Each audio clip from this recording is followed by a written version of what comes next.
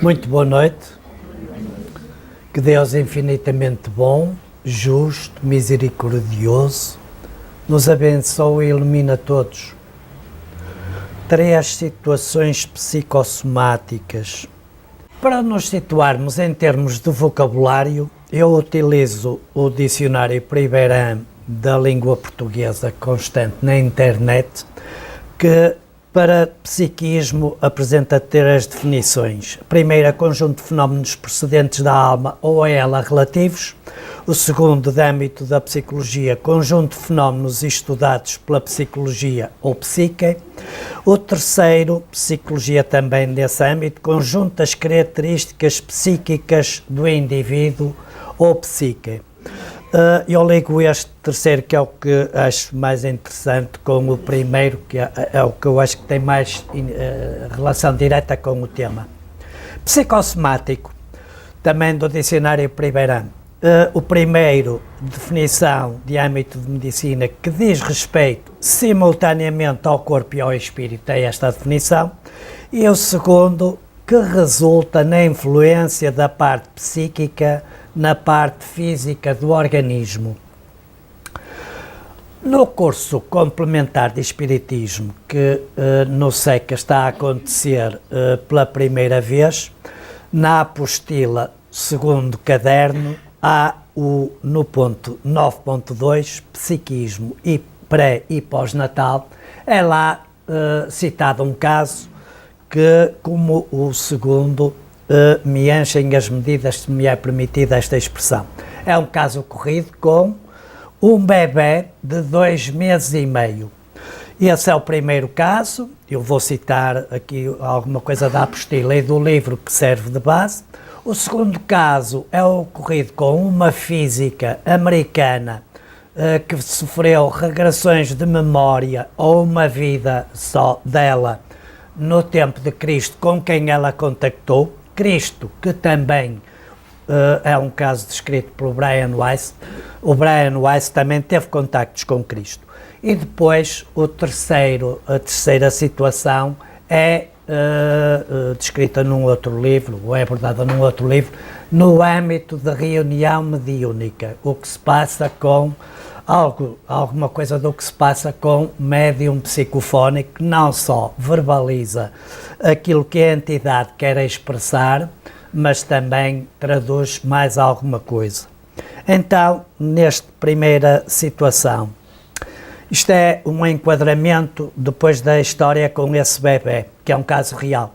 Em certos países como a França, há uma legislação que possibilita às gestantes dar à luz de forma anónima. Para isso, há creches que acolhem os bebés deixados por elas, onde há também bebés que foram destituídos dos seus verdadeiros pais por negligência ou maus tratos. Caroline Eliachev, psicanalista e psiquiatra infantil francesa, é uma das terapeutas mais reconhecidas de um movimento que há aproximadamente 30 anos está a mudar o perfil do tratamento de crianças em fase pré e pós-natal. Foi convidada por uma destas creches a participar de uma equipa de psicanalistas não pertencentes à instituição, à creche, aos quais pudessem ser enviadas crianças com menos de 3 anos para consultas. Vê? A chamada psicanálise de bebés e recém-nascidos tem crescido, sobretudo em França. Além de Caroline Eliachev, outros profissionais também integram a equipa de especialistas nesta abordagem diferenciada, são Miriam Cezeger e Catherine Drouon, naquele país, França, Romana Negri, na Itália, e a polonesa Joanna Wilhelm, imigrada no Brasil, que a partir de 1960 passou a investigar a presença de inscrições traumáticas pré-natais na mente de crianças, adolescentes e ou adultos. O seu método de trabalho consiste em utilizar, com bebés, a palavra falada, cá está com recém-nascidos, quando estes manifestam algum tipo de sofrimento. Nesta abordagem, o psicanalista procura apreender, através do relato que lhe fazem os pais ou aqueles que cuidam do bebê, aquilo que na sua história, seja durante a vida intrauterina ou em narrações da sua família antes de ele vir a ser, teria constituído as matrizes dos sintomas que apresenta. Ao conversar com o bebê, o profissional dá nome à memória instalada no seu corpo. Como o que existe na vivência do recém-nascido é uma dor, o psicanalista coloca em seu lugar um significado onde antes só existia o não dito, uma falta de palavras. Entre os pressupostos mais importantes para a realização deste trabalho estão a crença de que o corpo guarda a memória de tudo o que lhe ocorre, de que cada célula do corpo registra as vivências pré- e pós-natal e que os recém-nascidos, incluindo prematuros, sentem dor e merecem ser respeitados nos seus limites. Os relatos de Caroline são de bebés que, em grande parte, contam poucos dias de vida e já estão no seu consultório por apresentarem distúrbios funcionais para os quais os médicos não obtiveram sucesso através dos métodos convencionais de tratamento. Dentre os muitos casos que Caroline descreve na sua obra Corpos que Gritam, ao lado esquerdo está uma fotografia da capa do livro. Este livro não tem tradução em Portugal, é uma edição brasileira da editora Ática de São Paulo.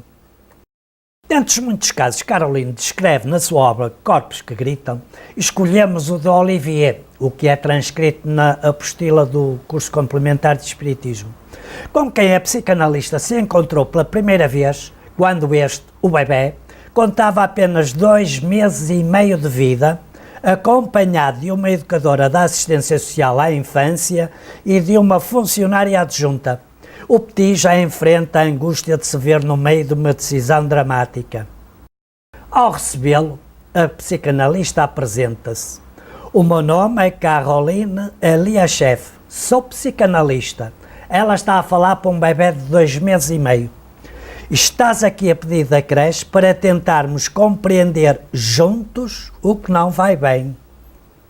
A educadora conta uma história na presença de Olivier, o bebê com 2 meses e meio. Ele chegou à creche com 12 dias de vida. A mãe, grávida pela enésima vez, decidiu, durante a gravidez, dar à luz anonimamente. Disse à assistente social que não poderia criar mais um filho e que desejava um futuro melhor para ele. No final da gravidez, não teve tempo de chegar à maternidade e deu à luz na ambulância. A criança é-lhe apresentada antes de ser separada dela. A criança é apresentada à mãe. Em 24 horas deixou a maternidade, pois não podia suportar o choro dos bebés, mas telefonava diariamente para ter notícias do filho. Quando Olivier chegou à creche para aguardar o prazo legal de 3 meses até ser declarado oficialmente adotável, a mãe procurou a assistente social para expressar os desejos precisos quanto à futura família adotiva. Não havia nenhuma informação sobre o pai, senão o facto de também ser pai de outros filhos desta mãe. Olivier passou bem por 5 semanas.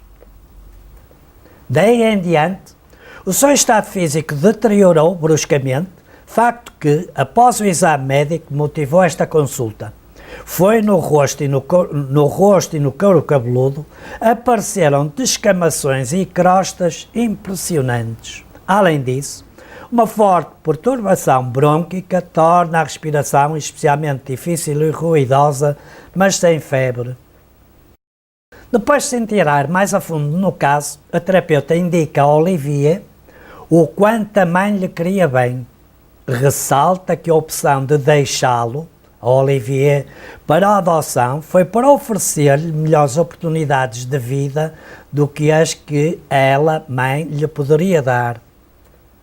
Afirma ainda que para que ele fosse aceito pela família de adoção, precisava de mudar de pele a fim de recuperar a saúde e iniciar uma nova etapa na vida. Após uma semana deste contacto, Olivier retornou ao atendimento. A sua pele estava totalmente curada, mas a respiração havia-se tornado mais ruidosa do que antes. Caroline dirige-se ao bebê, acariciando-lhe o umbigo e dizendo: quando estavas no ventre da tua mãe, não respiravas. A tua mãe alimentava-te através da placenta, à qual estavas ligado por um cordão umbilical. Esse cordão chegava aqui, ao lugar onde está a minha mão. Foi cortado quando tu nasceste. estás a respirar muito mal, talvez para reencontrar a tua mãe de antes da separação, quando estavas dentro dela e não respiravas. Depois de uma breve pausa, carregada de carinho e respeito pela condição do bebê, a psicanalista retoma a palavra. Se decidiste viver, não podes viver sem respirar. A tua mãe de antes, traz-la dentro de ti, dentro do teu coração. Não é por teres respirado que a perdeste. Não é deixando de respirar que irás reencontrá-la. Quando termina de falar, Caroline Eliachev constata abismada, tanto quanto a funcionária que o transporta, que a respiração do bebê estava absolutamente normalizada. Afinal, é esta a forma de comunicação com o mundo que eles possuem. Caroline não falou para um bebê de 2 meses e meio. Caroline falou para um espírito com experiências milenares que numa nova encarnação, num novo nascimento, com um corpo físico de 2 meses e meio, se apresentava. E eu acho absolutamente espantosa a argumentação da psiquiatra, da psicanalista, que foi absolutamente certeira, ajustada, correta, para o Olivier, que com 2 meses e meio respondeu de imediato, quer na questão da pele lá atrás, que recuperou, a pele ficou completamente bem, quer agora na questão da respiração, respondeu de imediato, de uma maneira perfeitamente positiva, afirmativa, confiante. Isto é uma resposta, no meu entender, de pessoa adulta. É de um espírito que tem, de facto, experiências milenares, que nasceu em circunstâncias muito delicadas, mas mediante a argumentação justa, correta, acertada, verdadeira, da psicanalista, e ele responde de uma maneira adulta e confiante, e siga em frente, que a vida está aí à nossa espera. Não é um bebê de 2 meses e meio, é um espírito imortal. Aqui agora só aparece mais alguma explicação. A memória que consta da apostila, a memória que para alguns cientistas mora no corpo, reside efetivamente em local mais profundo, nas entranhas da constituição espiritual, tendo a sua matriz no espírito e estendendo-se célula a célula, como impacto direto das emanações do perispírito. Além disso, o espiritismo destaca a utilidade de se considerar a memória prévia do ser como uma estrutura fundamental da condição existencial. O inconsciente de Freud é a parte da atividade mental que inclui os desejos e as aspirações primitivas ou reprimidas. No Lei Volta ao Descobrimento, uma busca interior, de Joana de Ângelis, esta afirma que para a psicologia transpessoal, este inconsciente é o espírito, que se encarrega do controle da inteligência fisiológica e suas memórias, campo perispiritual ou perispírito, das áreas dos instintos e das emoções e ainda das faculdades e funções paranormais, inclusive as mediúnicas. O Sr. Dr. Brian Weiss é um psicoterapeuta americano, tem vários livros publicados, conhecido no planeta. Na parte de cima, ele está com certeza no gabinete dele, com um paciente em transe hipnótico profundo, com certeza para lhe fazer uma regressão de memória a vidas passadas, porque ele é um especialista, tem vários livros publicados sobre isso. Na foto de baixo, o Sr. Brian Weiss está com a Sra. Oprah. Neste livro, que é este, muitos corpos, uma só alma. Vamos passar de frente, porque senão não vamos ter tempo. Para o subtítulo, vamos passar adiante. É contado este caso no capítulo 3, são contados lá 3 casos. Este do caso Vitória, como o do Olivier, são daqueles casos que, de facto, são os dois que neste género me enchem as medidas. Isto já é consta do próprio livro, diz Brian Weiss. Vitória É uma física que vive em Manhattan, um membro de renome da Academia de Artes e Ciências. Conhecia quando ela veio ter comigo no início de um workshop de 5 dias no Omega Institute, um centro de cura e aprendizagem em Rhinebeck, Nova York. Contou-me, Victoria, que nos últimos 16 anos tinha sentido fortes dores nas costas provocadas por um cancro, que operações múltiplas e uma série de tratamentos de quimioterapia e radiação tinham sido incapazes de curar. Entregou-me um ficheiro acerca do seu estado de saúde, com vários centímetros de grossura. A sua dor era constante. Ela descreveu como sendo semelhante ao bombardeamento implacável de um dente com um abscesso. À noite, ela tinha de tomar doses elevadas de um medicamento semelhante à morfina, porque a dor era muito forte, mas durante o dia ela suportava a agonia para poder continuar a trabalhar com a cabeça fresca. Embora não fosse velha, tinha 50 e tal anos, o seu cabelo tinha ficado grisalho por causa da dor. Ela não gostava do seu aspecto, por isso pintou-o de preto. Victoria tinha parado de tomar os seus medicamentos uns dias antes do workshop, afirmou ela, para poder concentrar-se nas minhas palestras. Mas agora perguntava, como é que vou conseguir aguentar 5 dias sem medicamentos? Vou ter de ir para casa de ambulância. Deu o seu melhor, disse Brian Weiss, mas vou compreender se tiver de ir-se embora. Ela ficou para todas as sessões e no final abordou-me com o seu relatório. Era tão importante que eu lhe pedi para partilhá-lo com o grupo. Durante a semana, ela tinha experimentado várias regressões de memória, todas cobrindo a mesma vida que teve lugar perto de Jerusalém na época de Jesus Cristo. Ela era antes um pobre camponês. Victoria, agora, física, no tempo de Jesus Cristo, era homem, um pobre camponês. Um homem forte, com enormes braços e ombros, mas espiritualmente sensível e fico sempre aflito com estas histórias. E amigo de aves e animais. Ela vivia numa casa de madeira à beira da estrada com a mulher e a filha, sem incomodar ninguém. Victoria reconheceu a filha. Era a sua filha agora.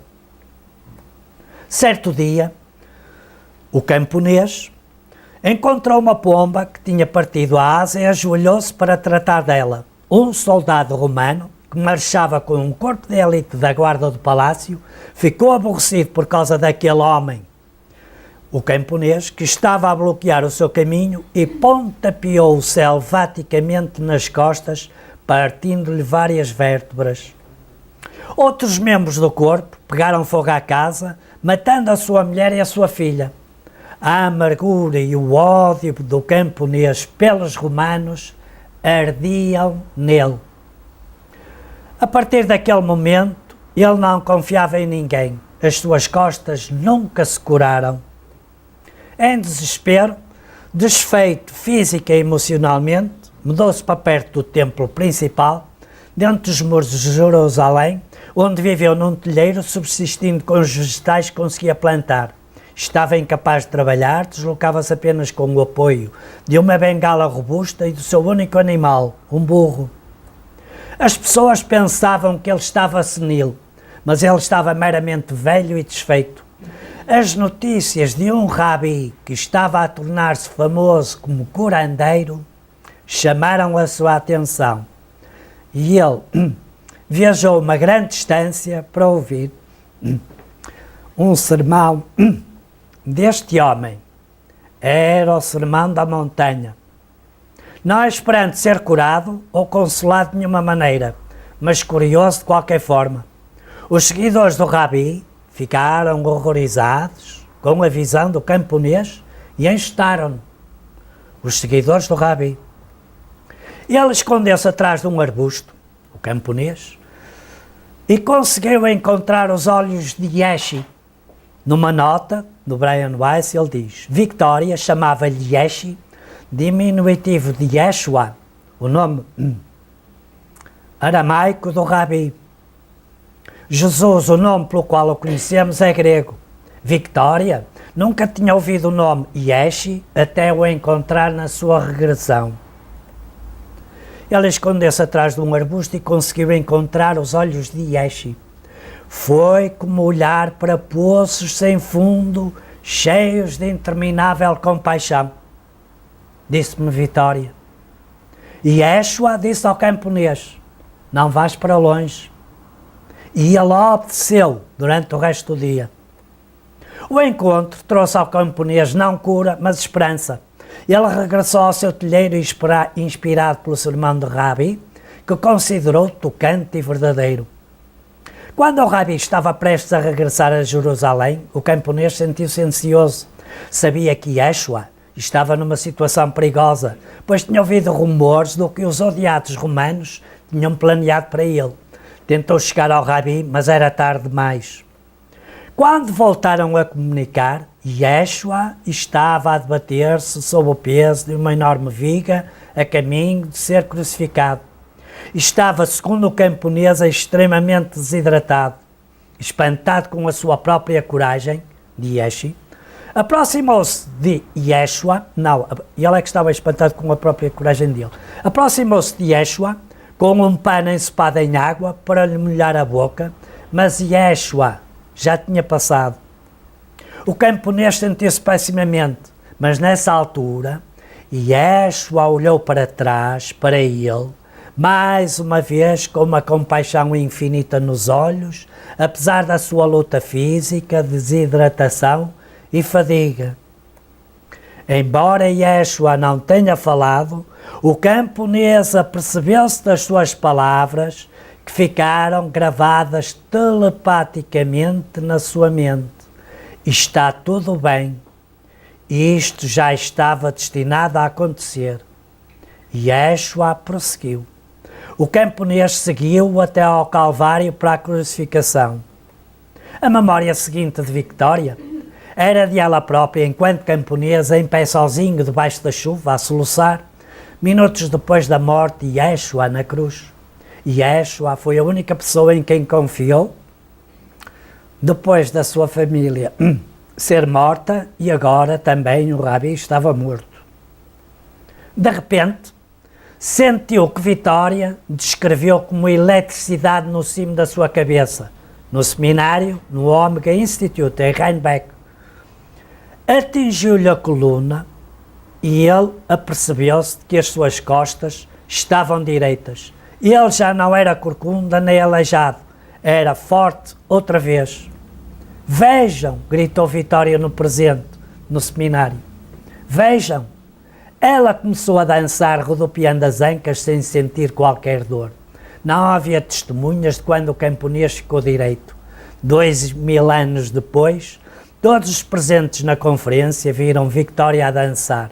Alguns estavam a chorar, os meus próprios olhos de Brian Weiss encheram-se de lágrimas. O facto dela ter graves danos vertebrais e perda de cartilagem estava documentado pelas ressonâncias magnéticas e outros testes registados no ficheiro que ela me deu. Pedi-lhe para se manter em contacto comigo e falávamos regularmente. Ela ainda se mexe sem dores e consegue rodar as ancas à vontade. Quando voltou ao seu cabeleireiro, ele admirou-se por o cabelo dela ter mantido tão bem a tinta e depois apercebeu-se de que tinha crescido preto a sua cor natural. O seu médico ficou, comentou ela, estupefacto com a sua capacidade de andar e dançar sem dores. E em outubro o seu farmacêutico telefonou-lhe, preocupado por ela não ter renovado a sua receita dos medicamentos para as dores. Já não preciso deles, disse-lhe ela, e maravilhada com tudo que tinha acontecido, começou a chorar. Estou ótima. Passado 2000 anos, aquele ódio que ela manteve e alimentou durante 2000 anos traduziu-se ainda de novo no problema cancro que ela tinha nas costas. Qualidade na prática mediúnica, que é este livro do considerado projeto Manuel Filomeno de Miranda, aqui já como espírito. Manuel Filomeno de Miranda, a quando encarnado era espírita e era uma pessoa muito interessada nas questões de obsessão e desobsessão, e no lado de lá, interessado continua e editou alguns livros sobre esse tema, da obsessão e desobsessão, ao Divaldo Pereira Franco. Isto aqui já é, portanto, uma outra situação, é uma situação em ambiente de reunião mediúnica. Na segunda parte deste livro, Divaldo Franco responde a algumas questões. No capítulo de deficiências, são-lhe colocadas duas questões, só vou citar duas questões, às quais ele responde e que dá perfeita ideia de que são uma situação psicossomática deste género em ambiente mediúnico, em reunião mediúnica. Item 61 pergunta: alguns médiuns sentem com muita intensidade as dores físicas e morais dos espíritos que se manifestam por seu intermédio. A que atribuir este facto? Responde Divaldo: a melhor maneira de educar a mediunidade de alguém é através da presença de entidades que lhe transmitem sensações desagradáveis para que o médium iniciante supere os conflitos de ordem pessoal.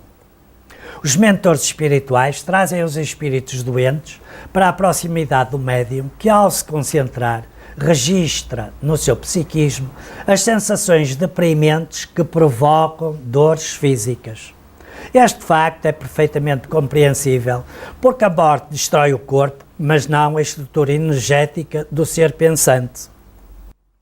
Quando essa estrutura, portanto o espírito, sintoniza com o perispírito do sensitivo, e é através dos dois perispíritos que as coisas se passam, transmite-lhe o espírito comunicante, transmite-lhe as sensações que o espírito registra. O espírito transmite as sensações ao médium e o médium passa a ter a mesma sintomatologia da morte daquele que está dando a comunicação. Crise de tosse, teve uma tuberculose pulmonar, angústia proveniente de uma úlcera gástrica ou duodenal, as dores do infarto do miocárdio ou de um câncer, podendo-se identificar o género de morte pela sensação que o médium experimenta e exterioriza. Portanto, tudo transparece. Com frequência, as pessoas interrogam: qual a finalidade da vinda destes sofredores? Resposta: simplesmente porque eles, com a sua energia deprimente, produzem impacto no médium, que não estava sentindo nada, e passa a registrar sensações desagradáveis que somente desaparecem depois do término da prática mediúnica. Então o monólogo acontece espontaneamente. Curioso, pensa o médium. Eu entro bem e fico doente, saio e fico ótimo. Isto não é uma coisa que estava em mim, é algo que chega até mim durante algum período. Diante de tal raciocínio, os conflitos íntimos do médium acerca da autenticidade do fenómeno começam a bater em retirada e o médium torna-se um instrumento seguro. Questão 62. Porque existem médiuns que sentem tanto mal-estar nos dias que se antecedem à prática mediúnica e outros nada sentem? Resposta: prova para o médium. Allan Kardec fala dos médiuns naturais e dos médiuns de provas. Os de provas são aqueles que captam as comunicações antes e sofrem com elas. É uma forma de autodepuração. Isto vai acreditado para diminuir o débito de certas doenças ou problemas morais que viriam. Enquanto o espírito fica acoplado ao médium, ele está com a sua carga de sofrimento diminuída e o sensitivo, o médium, com a sua aumentada. A dor fica dividida. O médium sofre e resgata. O espírito sofre menos, recebendo os benefícios da caridade anónima, complementada através do momento de esclarecimento e do choque anímico. É isso que se processa normalmente numa reunião mediúnica com espíritos sofredores, enfim, com algum tipo de problemática. 3 situações psicossomáticas. Isto são 2 situações diferenciadas, mas para onde eu levaria talvez é de novo para o caso da Vitória, que durante 2000 anos manteve aquele problema da dor, aquele imenso ódio causado pela agressão selvática do soldado romano. Ela manteve esse ódio e ele, passado 2000 anos, transpareceu no corpo físico dela. Sem saber ler nem escrever, porque tudo isto a mim me interessa, a mim me diz respeito, é preciso ter muito cuidado, ou aliás, devemos prestar atenção àquilo que pensamos, não é? Dizemos, fazemos. A questão do pensamento, das emoções, dos sentimentos que guardamos, devemos procurar prestar atenção a eles. E fazendo como? Tentando conhecermos-nos, observando-nos, vermos como é que a gente reage, como é que a gente age, mas é necessário prestar essa atenção. E é um hábito, porque isso é um hábito, e é um hábito saudável e bom, que se transforma em virtude. É um bom hábito a gente observar-se e analisar-se, como é que a gente se comporta, como é que pensa, pensarmos-nos. Na semana passada, a Lígia apresentou aqui uma palestra que, a meu entender, foi muito interessante. Tinha por título Equilíbrio. A saúde tem diretamente a ver com o equilíbrio. Se houver desequilíbrio emocional, se for forte, perdurável, ele vai se refletir fisicamente. Ela apresentou essa palestra Equilíbrio, que eu achei muito interessante, e contou, corajosamente, em minha opinião, embora sem grandes explicitações, um caso pessoal com ela. Portanto, ela na sexta-feira passada até foi mais cedo, pelo que ela contou, para casa, para terminar o trabalho que ela ia apresentar à noite aqui, mas o marido lá pretendeu alguma coisa dela, à fina força ou à grossa força, e isso desequilibrou-a completamente. Ela ficou muito alterada, ficou muito desequilibrada, embora aqui, na palestra, eu achasse que ela estava muito bem, muito serena, a coisa compensou-se muito bem. Mas lá em casa, por aquilo que ela disse, utilizando a expressão dela, rodou à baiana, não sei o quê, quer dizer, ficou muito desequilibrada. Curiosamente, nessa mesma noite eu tive um sonho.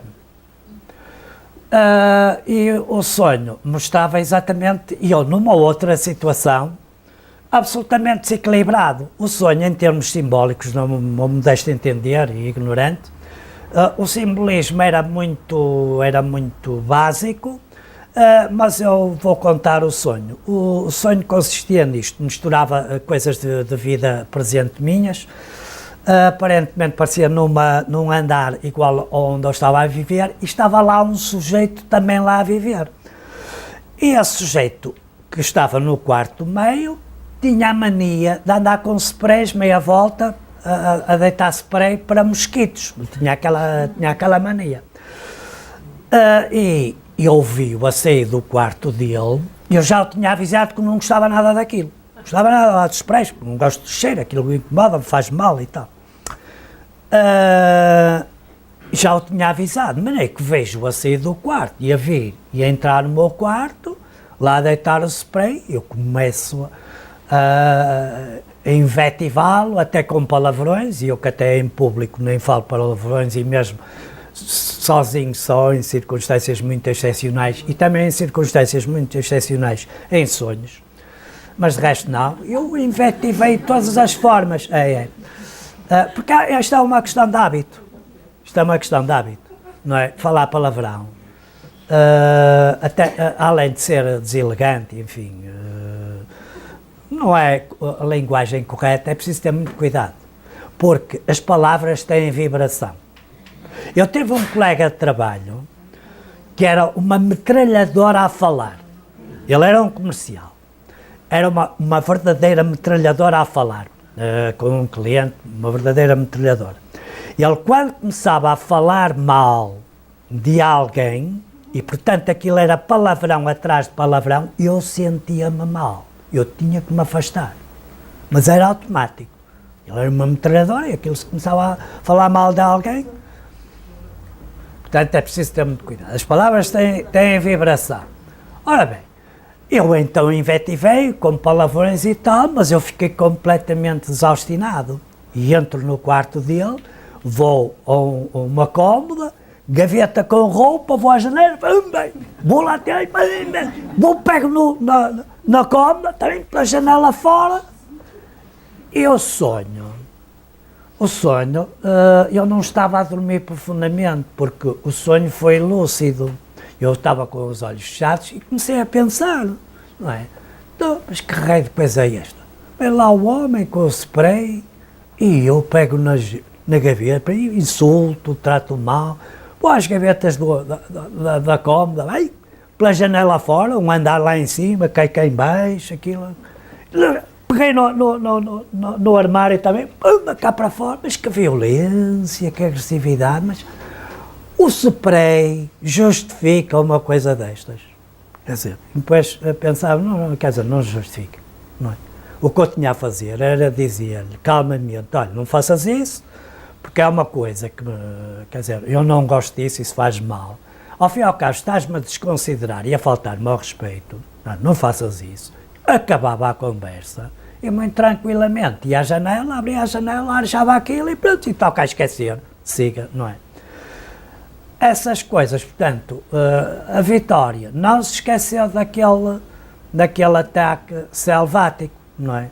O que ela tinha a fazer era procurar, enfim, tratar-se o melhor possível e dar um enormíssimo desconto ao soldado, que era um ignorante, não é? Quer dizer, atacar assim uma pessoa não tem jeito nenhum e esquecer, ultrapassar isso, não é? Portanto, varrer aquilo da cabeça, porque senão essas mágoas fortes, recalcadas, alimentadas, mais tarde podem vir a ter problemas. No caso, o Olivier teve uma psicanalista que lhe tratou do caso, uma situação muito delicada, mas lá está. Mas essa é mais pontual. A Victória não, aquilo já vinha de lá atrás, teve sorte, não é? Porque utilizou um processo terapêutico, porque a regressão de memória a vidas passadas, que é a lembrança de vidas passadas, é uma prova da reencarnação.